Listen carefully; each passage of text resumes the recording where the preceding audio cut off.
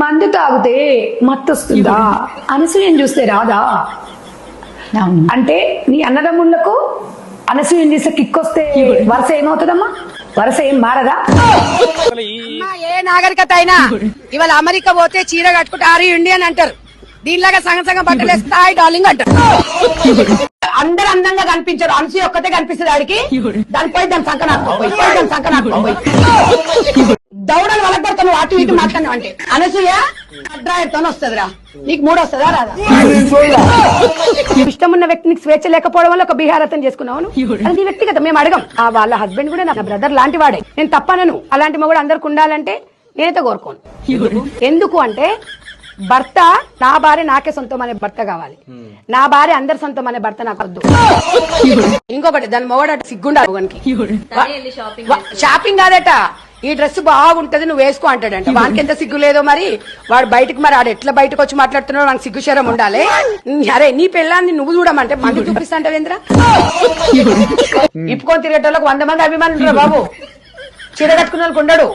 ఇప్పుకొని తిరిగే దాంట్లో 100 ఏంది వాడు చెప్తున్నాడు. మొన్న 40,000 మంది అభిమానులు ఉన్నారని. 40 మంది ఏంది, 4 కోట్ల మంది కూడా ఉంటారు. నువ్వు ఇప్పుడు అంటే నువ్వు మొగోడవే కదా, నిన్ను అంటే ఇప్పుడు నీకు వచ్చి పిక్నీలు వేసుకొని అది చూస్తుంటే నేను చూడను నువ్వు అంటావా? మంచి కళ్ళప్ప చెప్పి చూస్తావు. నేను అనేది ఏంటంటే ఓ పక్కన నిండు బట్టలు వేసుకొని ఇట్లా చీర కట్టుకొని పోతుంటే అబ్బా తిని నాకు భార్య అయితే బాగుండు, చాలా బాగుంటది అంట. సగం సగం బట్టలు వేసుకుంటే అబ్బా దీనమ్మ ఎంతో బాగుంది, ఒక రోజు దీంతో గడుపుతా చాలా అనిపిస్తుంది. అనసూయ కట్రాయర్ వేసుకొని డ్రాయర్ వేసుకొని ఆమె ఫోటోలు పెడుతుంటుంది సోషల్ మీడియాలో. మేము చూస్తామండి, మాకు ఇష్టము. మాకు ఇష్టాన్ని అవతలంగా ఆయన మీ భార్య ఉంది, మీ భార్యను పక్కింటో నచ్చుతాడు, వాడి ఇష్టం అది. మీరు ఒప్పుకుంటారా? ఒప్పుకోవాలి. వాడికి నచ్చింది, నీకు కాదు నచ్చడం. నీ భార్య పక్కింటోడికి నచ్చింది, ఒప్పుకోవాలి నువ్వు. ఇంకో విషయం చెప్తుంది, నేను ఎట్లా ఇప్పుకొని చూపించినా కూడా, నేను ఎట్లా సగసగ బట్టలు వేసుకున్నా నన్ను అందరు అన్నాదమ్ముడు అనాలంట. సిగ్గున్నాదే నీకు? నీ అందచందాలు చూపించుకుంటా మొగోనికి. నీకాడ అన్న తమ్ముడు ఉండొచ్చు, మొగోడికి నీకు అట్లుంటది, కామం అంటాడు. నువ్వు రిస్ట్రిక్షన్స్ పెడతావా? ఇదేమో మొత్తం సగం సగం చూపిస్తుందట, మొగోళ్ళు మాత్రం స్పందించొద్దట. మరి అటు స్పందించకపోతే మొగోడు ఎట్లయితాడు? ఇది ప్రజాస్వామ్యం, గుర్తుపెట్టుకోండి. ఫ్రీడమ్ వచ్చింది, ఈ రోజు ఆడవాళ్ళు చదువుకోవట్లేదా? ఆమె చదువుకున్నామే, ఆమెకి మంచి చెడు చదువుకుంది, దాని పిండ కూడా చదువుకుంది. ఉద్యోగాలు చేయట్లేదా? ఆడవాళ్ళు మగవాళ్ళు సమానం. నువ్వు ఇక్కడ పాయింట్ ఈడో టాయిలెట్ పోస్తావు రోడ్డు మీద, అనసూయని భయమంత.